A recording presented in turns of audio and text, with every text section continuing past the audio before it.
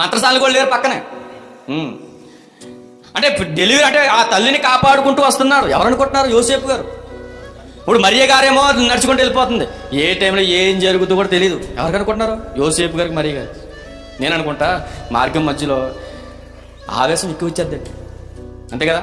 బరువు ఎక్కువ వేయకపోతే 9 నెలల కడుపు అలా బరువు ఎక్కువ వేయకపోతే ఏమైపోతుంది చెప్పండి?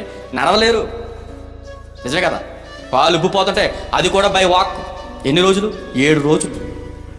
7 రోజుల పాటు నడుస్తున్నప్పుడు కాలు ఎంతలా వాసుకుంటే చూడండి, ఒకసారి ఆలోచన చేసుకోండి.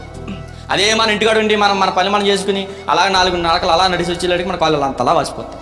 మరి ఆ తల్లి పరిస్థితి ఏంటి? మరి ఇలాంటి టైంలో ఇంతగా కష్టపడింది ఎవరంటే మరియ గారు. ఎంత చిత్రం ఉందంటే, మరియ గారేమో తన దేహాన్ని దేవుని కోసం సజీవ యాగంగా సమర్పించుకుని క్రీస్తు కొరకు 9 నెలలు కష్టపడింది. అర్థమవుతుందా? మనం ఏం చేస్తున్నాం? క్రీస్తు పుట్టాడని మనం ఏం చేస్తున్నాం అంటే సంబరాలు చేసుకుంటున్నాం. ఇంకా చిత్రం ఏంటంటే ఆ సంబరాల్లో ఏమంటుంది చెప్పా? తిండి ఎక్కువైపోయింది మనకి. ఈ మధ్య నిజం పోటీ తత్వం ఎక్కువైపోయింది. తిండి